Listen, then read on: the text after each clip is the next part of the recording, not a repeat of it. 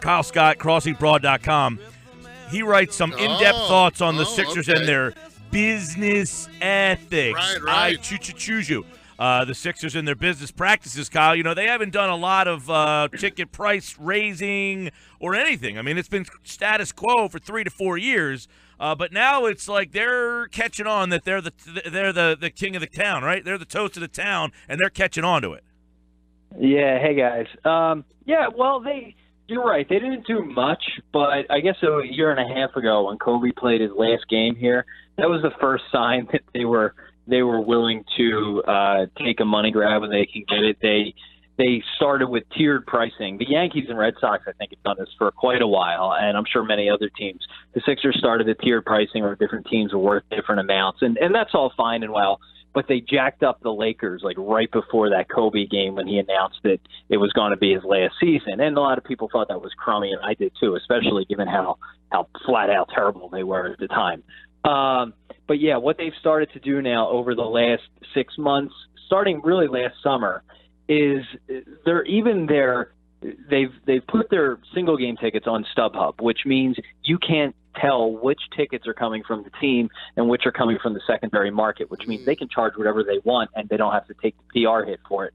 They've also started changing their season ticket prices in real time. Like, they've had 3 different sets of season ticket prices in the last 2 months since the season ended. When they got the number 1 pick, they went up. Now they're sold out and they're charging people for a wait list. And it sounds like once they kind of gauge demand, they're probably going to make some more that are available that are even more expensive. So it's a little shady. Yeah, let me ask you about this then. Okay, if they did a similar model but did it a year from now, you have a problem with that? Like if they gave this whole thing a year to say, look, we've been bad, you've put up with it, now we gave you a good product, and now we're going to get you. They're kind of putting the cart before the horse here. They're anticipating being good and now on you instead of waiting to be good and then getting you.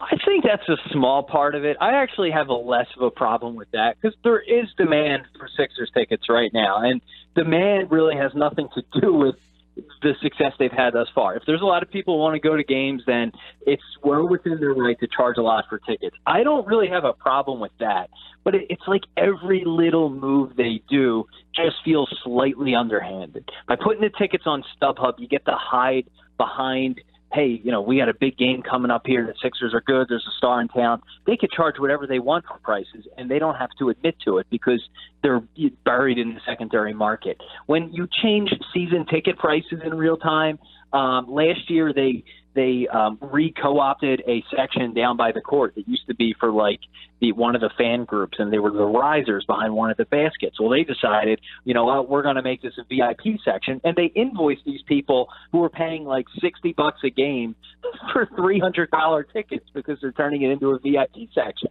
And then when the people complained, they gave them much worse seats than they previously had for still more money yet. It feels like everything they do, it's just like they're trying to squeeze every dollar out of you. And I would have more respect for them if they just said, look, we're going to charge a lot and that's it. But it feels like they're trying to hide behind – they're actually trying to hide what they're charging. And then they keep like these little tactics like charging you a wait list fee that is not only non-refundable, but apparently there is no verbiage that says it will get applied to your season tickets. Unlike the Warriors, who have the same thing, who, by the way, have been in the 3 straight NBA Finals, but they at least allow you to apply that charge when you finally get tickets. It's just it's the shadiness that gets me more than the price. Right. Can you, and Kyle, can you go a little bit deeper into that whole, it's like $76 you get something, for $176 you get something else. And this is, correct me if I'm wrong, just by putting yourself on a waiting list. Yeah, so they're calling it Club 76, and if it sounds a little bit like a racket, I think it is. There's 3 tiers. Or a gentleman's club, if you will. Yes. There's a gentleman's club in Ohio with the same name, so that does wonders for their SEO. The free tier gets you on the waiting list, and I think like a Mac, and it gets you marketing emails. That was my favorite part on the thing. It's like, yeah, we will send you our emails if you sign up. Gee, thanks. Thanks for that. The $76 tier gets you one priority ahead of the free people and a T-shirt. And the $176 tier gets you ahead of those people and I think 2 hats and a T-shirt and priority playoff tickets. So they're charging people just to get on the waiting list, and there's no guarantee that you get tickets. Clearly, the people who sign up for free are SOL, because it sounds like they're going to get absolute last dibs. And it's probably not going to happen. You're basically just signing up to get on their email list. The other thing about it is it's like, there was a report locally today that they're kind of fudging their quote unquote sold out season tickets. They've claimed they've sold 14,000. Mm-hmm. There have been some reports that is way overblown. And what they really want to do is gauge the market once their single game seats go on StubHub, really find out what people are willing to pay, and then magically discover there's some season tickets available, and pull from that paid wait list and charge those people. And to me, that's where it feels like a racket. Like, you're creating this wait list.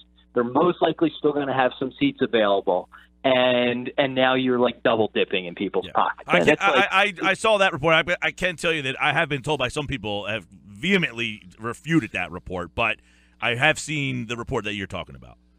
Okay, yeah, I mean, and again, there's really no way that any of us will know, and maybe they really are sold out. But I do suspect that when the schedule comes out, there will certainly be game plans, 10, 7, 12 game plans that will, become available. And the question is, do you need to be on a waiting list for that? Is that considered season tickets? Right. I feel like that's where they'll have the right to kind of pull some tricks, I feel like. Kyle Scott's with us from Crossing Broad. And Kyle, in media, and Mike and I have talked about this, radio or TV, there's often a phrase, know your audience. But in this case, are the Sixers ignoring their audience and the fact that, and you wrote about it, it's a blue-collar town, or as you say it, quite frankly, kind of poor? Yeah. I mean, that's the other thing. Sports, I will say, and I said this in the piece, I think what the Sixers are doing is smart from a business standpoint. If I was a shareholder in the Sixers, I would think what they're doing is terrific. But sports have always been different. There's a little bit of a public trust element to it, and teams for forever have left some money on the table by allowing people to go on the secondary market and charge, sometimes double for a big game. And the teams miss out on that revenue. So I don't blame the Sixers for wanting to get in on that sort of thing.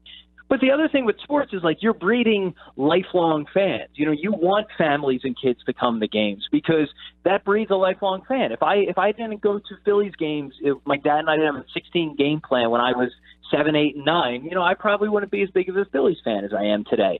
So that stuff, there's a very long tail effect, and you have to make sure that you're letting the common folk in, because that is a majority of your fans, the people who watch on TV and buy the jerseys and buy the concessions and all that stuff. So it's nice to charge a lot, but I feel like there does need to be a balancing act in sports, and the Sixers, more than any other team I think any of us have ever seen, are just going full bore into maximizing profits, and that's their right. But at the same time, it's like, you got to take a long view too. That you do damage to the low-income family of 4 who cannot afford to get in that building. That's what I would be interested to find out. I mean, I'm looking at a picture that I just had on my phone from a while ago. It's a ticket I bought to a 1989 playoff game for the Flyers in the Stanley Cup, Section 78, so I probably hung my coat on the heat register, row 5, seat 11. It was $16.78, $1.22 tax for $18. And I always tell the story because I paid an independent ticket broker in the parking lot $50 for that seat, but and they lost. But that's not neither here or there. The Flyers have been accused of pricing their fan base out. Are the Sixers then facing that same attack? Yeah, I think so. I think hockey escalated in the 90s to the point where it seemed crazy, and now those prices don't seem as bad as they were. But yeah, I think the Sixers are in danger of doing that. And again, it's their right to charge. Right. Like you said, you bought that ticket for $50, right? That's money the Flyers missed out on. So I get why sports teams want to get their hands on that. But, there does need to be a balancing act of allowing common folk. Now, that said, you can probably I think you can still get tickets for under $20 in the last row to crappy games for the Sixers. But they're hard to come by, and the team has the ability to inflate those prices, which they've done in the past on a per game basis, and that's where it's a little rough. Right. Well, I guess this is really specifically with this Sixers situation with what's happened here. This is really the first I don't want to, whatever, shot fired of, hey, this is a business. Well, our business practice was our team wasn't very good. We didn't have a lot of interest, and now we do have interest. And if you want a good team, this is what you get. Like, is it time for us as sports fans to realize that, hey, the sports teams don't think of themselves as sports teams anymore. They are now thinking of themselves as businesses, as they probably should. Yeah.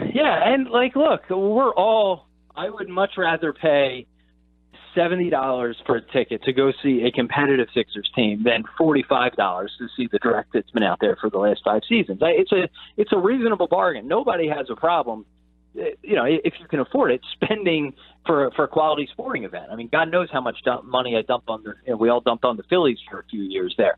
But it just. Again, it always that's feels interesting. like Did the Phillies do anything in those 08 years differently from what they're doing now? Like, has the prices gone down? Have they changed? Did they jack them up during that 08 to 12 run at all? No, I mean, they went up just incrementally and steadily, and pretty much the way. I mean, all things over time go up. I don't recall that there were any significant hikes. I know they went up a few dollars each year, and lower level seats probably went up more. And they certainly played some games with needing a game plan to get certain playoff rights and postseason rights and stuff like that. Like, we had a game plan, and you had to do certain things to get better seats for the postseason and stuff like that. But that's all pretty par for the course. They very easily could have charged double for some of their games and gotten it when they were filling that ballpark for whatever it was, 170 straight games. Right. And they didn't do that. And, maybe they should have done it a little bit more, but again, to me, it's not just the price. It's all these like little tiny things around the fringes that the Sixers seem to do. They email their season ticket holders, or even just their subscribers, an opportunity to buy gym franchises, like all of these things, just taking your fans, treating your fans like you're just some sort of internet spammer. It's pretty cheap to do that in sports. And that to me, that's more the problem than just charging a lot. It's like finding these little spaces where you could extract another buck here and there. It's too much. Yeah. Look, and the one thing that kind of rubbed me was, look, there's been a lot of, I don't know how many teams could go through what the Sixers did and still have a decent showing in that building. I mean, you would think, who the heck is going to these games? I mean, there would be 3,000 people, and I mean, I'd go to games and I couldn't believe how many people were at some of these games. So I thought they could have maybe waited out one more year. And I understand they don't own the building, so that's probably tough for them to make money on tickets as much as because they don't own the building. But I thought it would have been a little bit better for them just to wait it out one more year. And then I don't think there would be as much upheaval about them doing something strategic like this. Yeah, and the interesting thing is, and I don't know exactly how this breaks down. I'm sure it's different for every team and not as good for the Sixers because, like you said, they don't own the building. But all of the money in sports right now is in the TV rights. And I think I've discussed this before with you guys. The reason the Sixers were bought for $230 million, whatever it was, 6 years ago, and they're worth upwards of $800 million, $900 million. Most of that's TV rights. I mean, their attendance hasn't been great. Like you said, people went, but they weren't filling that building. There was no redeeming quality about the Sixers other than they existed in the NBA that had these massive TV deals. So at the end of the day, like, ticket sales are great, and certainly they do make teams money. But it's nothing compared to the TV money, and that's the thing. It's like you're talking about like little small percentages here and there when you do these little things like jack up tickets one tier or something. In the grand scheme of things, it's really not. It's not that impactful. If they want to turn around and sell this team for $1 billion, it's not going to matter if they charge people for a tier A game versus a tier B game in the middle of February. Those sorts of things. Kyle Scott's with us, crossingbroad.com. He's got a lot on this story at Crossing Broad, some in-depth thoughts on it. But do you think that kind of struck while the iron is hot in terms of there's so much buzz around the team that we could throw this out, right? Like, this was the perfect time for them to do it because people are so hyped up that they're not going to be that turned off by it. And even if they are turned off by it, it is exceeded by their excitement. And that's the thing. It becomes so hard it's a hard thing to talk about because they're like Obviously, they're not having a problem selling tickets. People are super excited. We're excited. Even though we're sitting here talking about it, we're all in on the team. And that's why at the end of the day, it probably doesn't make that much difference for them, maybe at least in the short term. Maybe in the long term, you do price out people who have less money and younger fans who aren't able to go to games. But in the near term, they're going to fill that building. They will find people to spend the money. So can you blame them? No, I guess. But I always go back to the thing where sports are just a slightly different business and have always operated in such a way where it's not like a business where you're just trying to maximize every single dollar you spend. There is that public trust element to it, and it's a balancing act. And there's like some ethical things I feel like the Sixers really kind of pushed the boundaries on, or at least it seems so shocking because you don't see it that much with sports teams and certainly locally. Like, people bash Jeffrey Lurie and stuff, but he's actually a pretty fan-friendly owner. The Eagles tickets are right in line with where they should be in the league. The Phillies have had a long local group of owners that has been pretty kind to the fan base. Ditto with Ed Snyder and the Flyers, even though their tickets were expensive. So it just feels weird around here to kind of see these New Yorkers come in and just just pump the well. Hey, Kyle, I'm glad you brought up Jeffrey Lurie because I can remember when the Eagles moved from the Vet to the Link, that whole concept, I'm curious to get your thoughts about the words personal seat license, that whole concept of you're essentially paying money just to have the privilege to then buy the seats that you want, and then you still have to pay for those. And it's not just a straight pay the money, get the seat. My brother and I, my father's he doesn't like when I say his age, but we thought, oh boy, Dad's going to go cheap again. We're going to get priced out of where we want to sit. And we were pleasantly surprised to see that he stepped up and, his seats are 135 right on the goal line. They're decent seats, but you pay money just for the privilege to then go pay more money. Yeah, I mean, and look, none of this is new. Football teams have been doing the seat license thing for a while. I was talking to a neighbor the other day who's a Jets fan and is irate about his Jets seat license because they're so bad and they keep getting hammered for it. I think it's like a yearly charge with them. It's something weird. So football teams have done this sort of thing for a while, and the idea of charging for a wait list also not new. So like both of these things are the bitter pills you have to swallow as a sports fan. But I will say with the Eagles, they get knocked, I think, just because they're such a big team, and every time they do something, it's magnified. But if they were doing what the Sixers were doing right now, I mean, the whole city would be screaming about Lurie being greedy. And I actually think, generally speaking, the Eagles have been pretty good in the community and to their fans. I mean, they generally do. I know we all laugh at the whole gold standard thing, and they've struggled the last few years, and there's not a lot of playoff success to point at. But generally speaking, the Eagles have spent money and tried at least to put a decent team on the field every year under Lurie. And they do good in the community. Their stadium is green. It's a nice venue. So I'm not one of these people who finds a lot of fault in what the Eagles do. I think what they do is very much in line with the rest of the NFL. And quite frankly, in this market, they could be pumping that well the way the Sixers are for a lot more money. And they show restraint there. So I don't have as much of a problem with what the Eagles do most of the time.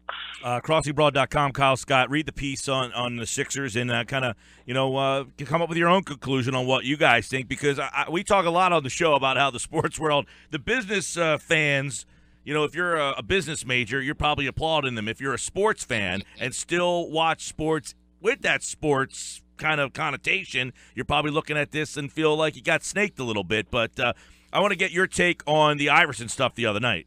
Yeah. What a bizarre thing. The guy says he was told not to get out of bed, but he still showed up. So the thought process is, like I said, look, the dude's 40-some. His doctor might have said, look, man, you might hurt your hamstring. It's a little tight. Don't go out there. But him not getting out of bed, I mean, that sounds bizarre. Yeah, I mean, I'm not – like, speaking of not getting your money's worth, right? It's like, look, those games are so slow and awful. I find it hard to believe that AI couldn't have gotten out there for 10 minutes and even the 3 to 5 minutes that he has been playing. That's all he's been playing is 3 to 5 minutes. Right, and if you're Ice Cube, how do you not step in and tell the other team, like, look, we're going to go full WWE here, and you're going to give Iverson a couple of clear lanes to the basket. Like, this is – I know you want to maintain the integrity of the big three, but for God's sakes, like, let Iverson out there and thrill the crowd. It's instant publicity for this joke of a league. I'm just baffled. Like, I feel like the whole league was built around the concept of Iverson returning to Philly. Like, that is the marquee event they had, and then they wait until 30 minutes before the game to tell people he can't play. It's a joke. Like, it's hard to get outraged about because I could not care less about that league. Right. But it's the most Iverson thing ever for him to show up and not play. So much so. Right now in the city, is Joel Embiid the most fun character since you've been following characters in Philly? Ooh, that's a good question. Yeah, I mean, I would say if he's not, yes, he's by far the most fun right now. If he's not the most fun since I've been doing this, which has been like 7 or 8 years, then he's certainly well on his way to being that guy. I think if he stays on the court for a full season, we're going to see a sort of hysteria around him that we probably haven't experienced since AI, because he's already a superstar. He's played 31 games, and just because of his personality and his ability in those 31 games, he's presenting at the ESPYs. He's doing national TV commercials. He's doing stuff for 2K Sports. He's already that guy. If he puts together an all-star season and plays the full year with that personality, this town is going to go nuts for that. He is fun. He's authentic. Like, that is the thing we like. A lot of people are like, well, he's a foreign kid. This is his third language or whatever. That dude just gets it. He has a sense of humor. He gets the fan base. Right. When he's out there on the court, he's not loafing it. Like, he wants a win. He's trash talking. This city will just love that guy. It just always comes with that if he's not this guy who's just always going to be injured. Yeah. And he's really been like that since college, and that's scary. What does he want to be? He said he should have been a 95 on the new 2K game, but his durability must be giving him to the 80s. Was that what he said? Yeah, He's the yeah. man. I'll tell you, I tried playing with him in the game last year. I think he came in the game in 77 last year, and something was off. Like, he wasn't the dynamic player he really was in that game. He was like too slow or didn't have enough hops. I hope they make him a more well-rounded player, because he's such a special player, and that didn't come through in the game last year. Believe me, I tried. And maybe it's because the Sixers were so bad. But Ben Simmons was good in the game. Embiid, I had trouble playing with Embiid. So I think 86. I think he'll be up around 90 once they update those ratings after a few games, and he's crushing the league. He's Kyle Scott, crossingbroad.com. Check out many of the topics we just pontificated about, including that story on the 76ers. Kyle, it's always a pleasure, my friend. All right, thanks, guys.